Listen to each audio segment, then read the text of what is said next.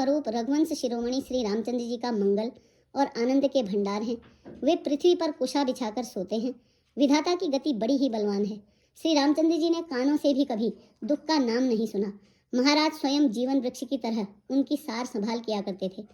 सब माताएं भी रात दिन उनकी ऐसी सार संभाल करती थी जैसे पलक नेत्रों की और सांप अपनी मणि की करते हैं। वही श्री रामचंद्र जी अब जंगलों में पैदल फिरते हैं और कंदमूल तथा फल फूलों का भोजन करते हैं।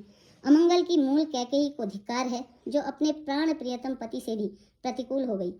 मुझ पापों के समुद्र और अभागे को धिक्कार है जिसके कारण यह सब उत्पात हुए।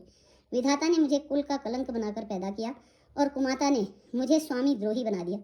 यह सुनकर निषादराज प्रेम पूर्वक समझाने लगा, हे नाथ, आप व्यर्थ विषाद किस लिए करते हैं? श्री रामचंद्र जी आपको प्यारे हैं और आप श्री रामचंद्र जी को प्यारे हैं। यही निचोड़ है। दोष तो प्रतिकूल विधाता को है। प्रतिकूल विधाता की करनी बड़ी कठोर है, जिसने माता कैकेयी को बावली बना दिया, उनकी मति फेर दी। उस रात को प्रभु श्री रामचंद्र जी बार बार आदरपूर्वक आपकी बड़ी सराहना करते थे। तुलसीदास जी कहते हैं, निषादराज कहता है कि श्री रामचंद्र जी को आपके समान अतिशय प्रिय और कोई नहीं है। मैं सौगंध खाकर कहता हूँ, परिणाम में मंगल होगा। यह जानकर आप अपने हृदय में धैर्य धारण कीजिए। श्री रामचंद्र जी अंतर्यामी तथा संकोच, प्रेम और कृपा के धाम हैं।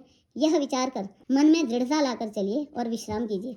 सखा के वचन सुनकर हृदय में धीरज धरकर श्री रामचंद्र जी का स्मरण करते हुए भरत जी डेरे को चले।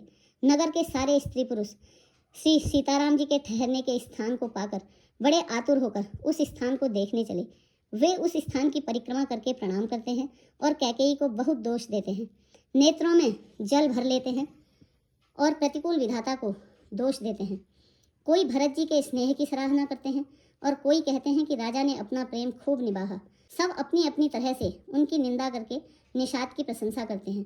उस समय के विमोह और विषाद को कौन कह सकता है। इस प्रकार रात भर सब लोग जागते रहे। सवेरा होते ही खेवा लगा। सुंदर नाव पर गुरुजी को चढ़ाकर फिर नई नाव पर सब माताओं को चढ़ाया।